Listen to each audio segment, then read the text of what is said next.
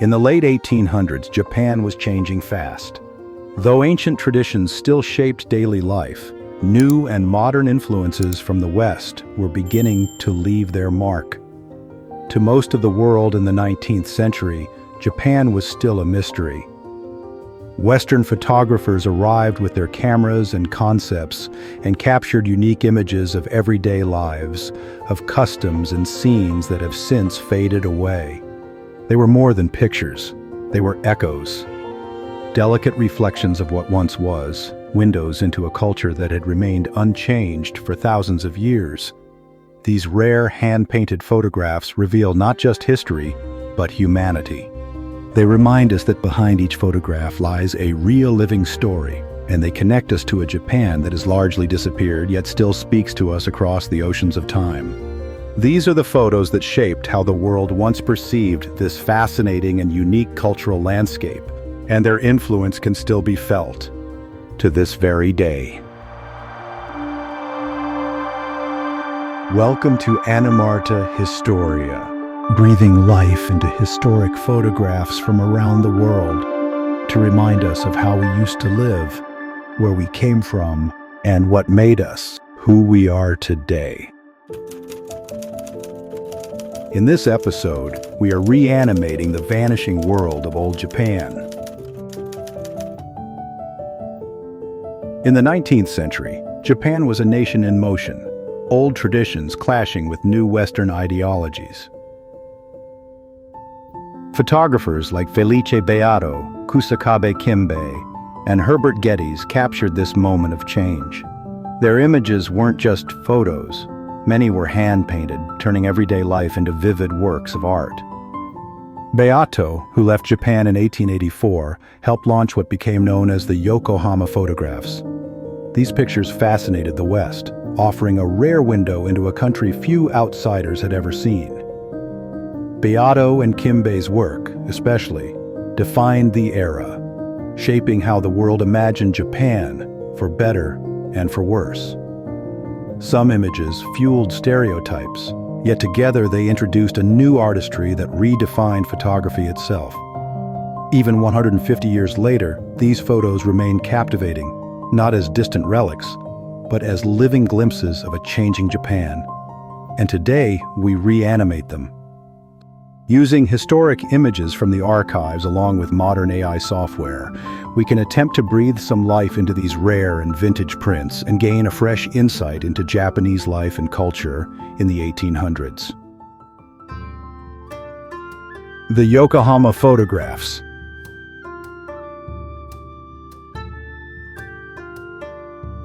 Felice Beato, born in Venice in 1832, traveled the world with his camera, from the battlefields of India and Crimea to the streets of China, before arriving in Japan in 1863.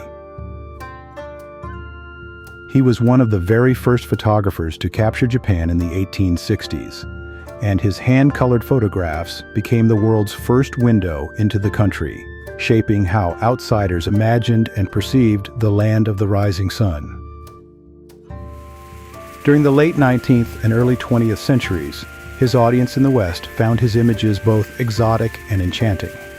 To us today, they're priceless records of a world of tradition and beauty in a moment of transition.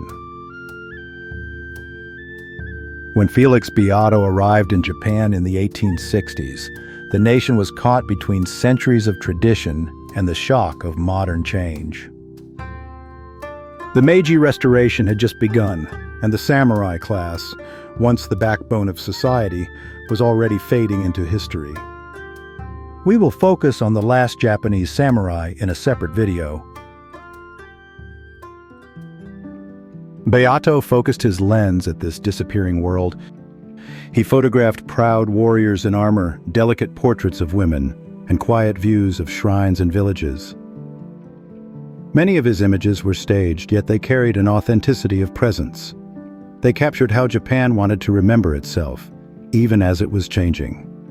Beato was noted for his genre works, portraits and views and panoramas of the architecture and landscapes of Asia and the Mediterranean region. His travels gave him opportunities to create images of countries, people, and events that were unfamiliar and remote to most people in Europe and North America. Considered the father of Japanese photography, his work provided the only record of the country during the 1860s. The Yokohama photographs were among the earliest visual records of Japan in the mid to late 19th century. Created at a time when the country was opening to the world after centuries of relative isolation, these images were made for travelers, merchants, and diplomats passing through the port city of Yokohama. Views of bustling streets and harbor scenes, portraits of townspeople and artisans, and carefully staged compositions that presented Japanese life to foreign eyes. More than souvenirs, the Yokohama photographs became instruments of cultural encounter. They shaped how outsiders imagined Japan while also preserving glimpses of a society at a turning point, where tradition met the pressures of modernity, and the everyday was transformed into something enduring.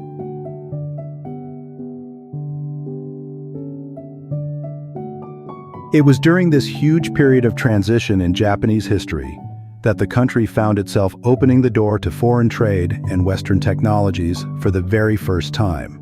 And it wasn't long before new and modern lifestyles were beginning to make their mark on the Japanese culture. To look at them now is to step into that moment of crossing, a city of lanterns and sails, of commerce and quiet, held still in silver and paper, yet alive with the pulse of change. What Beato didn't realize at the time, as he pointed his lens at the everyday world around him, was that this Japan was on the verge of transition. As a new modern Japan was slowly forming, old Japan was slowly falling. But what exactly is it that defines old Japan? Is it the landscape, the customs and traditions, or the people themselves? Occupations of the past. Today, the country continues to thrive at the forefront of the modern world, but the millennia-old traditions of the ancient past have long since vanished.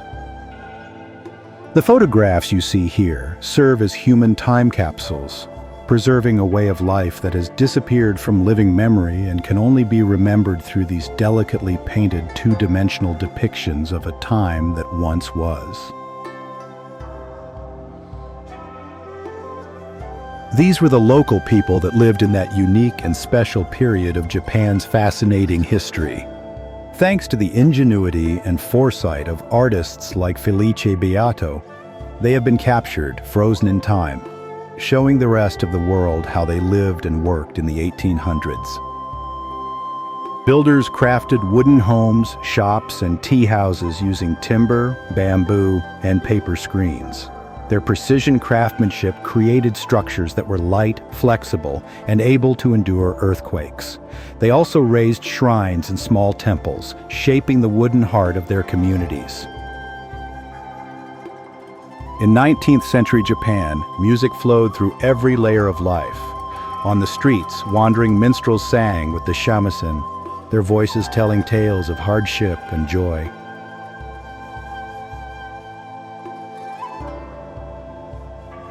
In tea houses and private rooms, musicians performed with elegance, their art refined and precise.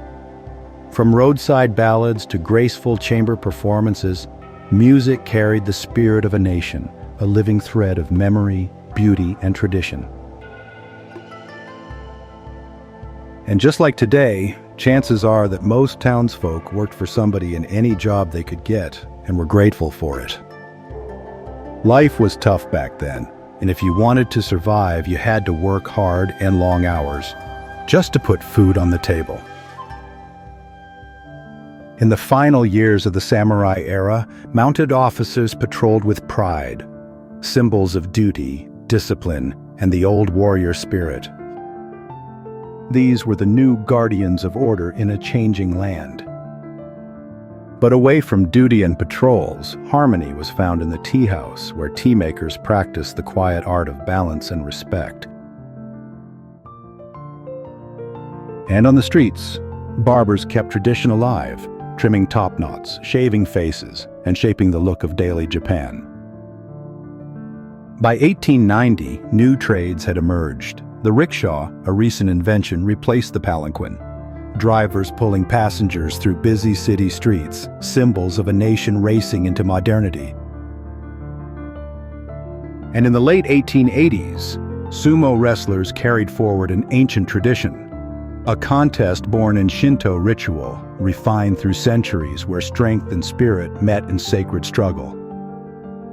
More than a century later, sumo still thrives as Japan's national sport, binding the present to the spirit of the past. On the muddy roads of growing towns, newsmen rang their bells, spreading stories that connected villages to the wider world beyond their reach. Meanwhile, inside the home, housekeepers preserved order, tying robes, arranging rooms, and keeping the heart of tradition alive.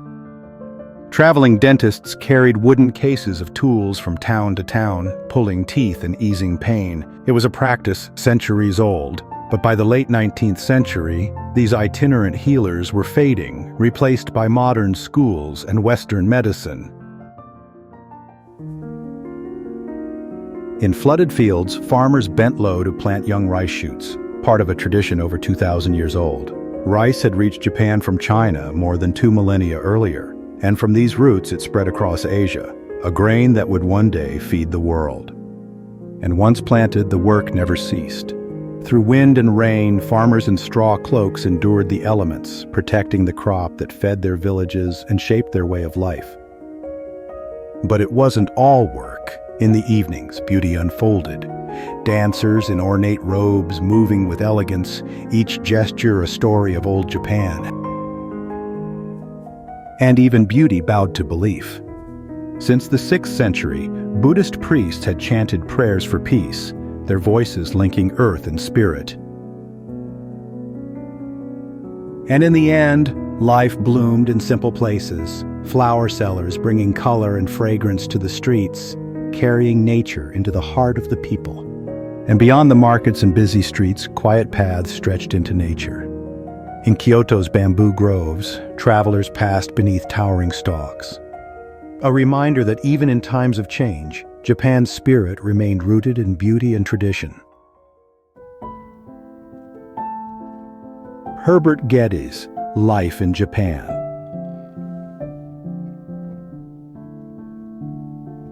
In the early 1900s, Canadian merchant Herbert Geddes lived in Yokohama, where he assembled and sold hand-colored glass slides of Japanese life. These images, farmers in the fields, priests at prayer, entertainers in costume, came from a tradition begun decades earlier by Beato and other Yokohama studios.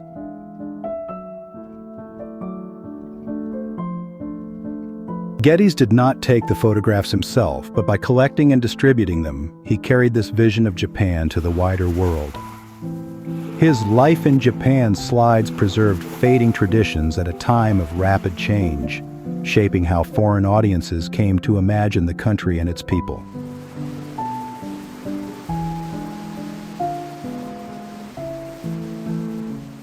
Back in Canada, Herbert Geddes brought Life in Japan to lecture halls, projecting his hand-colored slides for curious audiences. More than souvenirs, they became a bridge, preserving tradition, shaping imagination, and carrying Japan's spirit across the world.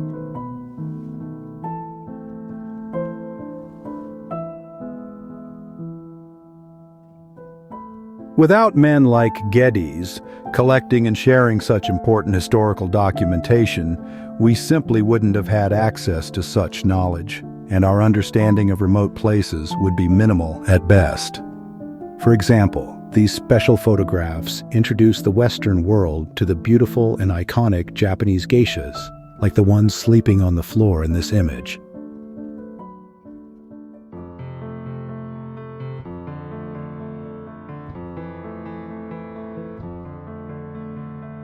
What separates the Geddes collection from the work of both Beato and Kusakabe Kimbei, whose work we will look at in the final section of this video, is the documentary-style approach to most of his photographs.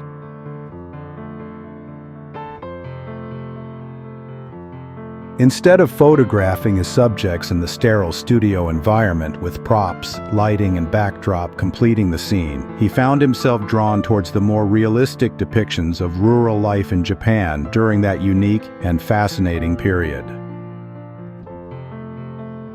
Most of the images we see here were taken on location, allowing the viewer to watch the real and ancient craftsmanship of a community whose knowledge has been passed down from generation to generation. They serve as both an educational tool and a permanent record of a forgotten time in history that will never be seen again. The artists painting parasols and lanterns with the care and precision that their fathers before them taught them when they were still children. Or these hardy 19th century women, slaving away in muddy rice fields, preparing the ground for planting when the time is just right. These same women eventually get to reap the rewards of their hard labor when harvest time comes around. This was not always work of choice. Under traditional systems of taxation and village organization, households were bound by obligation to contribute labor and goods. Farmers in particular carried heavy burdens, paying their dues to landlords and authorities while keeping little for themselves. And the group's survival demanded sacrifice from the individual. In quiet workshops, silk was coaxed from cocoon to thread, spun and reeled by hand into the shimmering fabric that clothed a nation. Silk and rice once shaped daily life, but machines have replaced the hands that sustain them.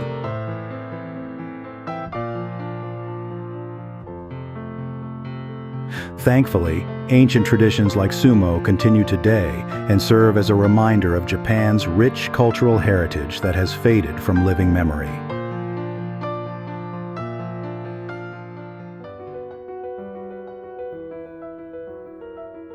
This final selection of images looks at the work of Japanese photographer Kusakabe Kimbei. In the beginning of his career, he worked with Beato as a photographic colorist and assistant, until he finally opened his own workshop in Yokohama in 1881. By 1893, his was one of the leading studios in the whole of Japan, supplying art to customers in the West. Clearly heavily influenced by the work of his former employer, Kimbei often produced work similar to that of Beato. Occasionally, he even photographed the same subjects, whom he had painstakingly hand-painted in Beato's earlier photographs. Despite repeating the same motifs and depictions of rural life in a studio environment, he definitely developed his own unique style, as we see here in what some might consider to be quite a modern composition. This man is a member of the Ainu, an indigenous ethnic group primarily found in northern Japan. Ainu men traditionally engaged in hunting, fishing, and gathering, and they are part of a culture that has unique customs, language, and spiritual beliefs.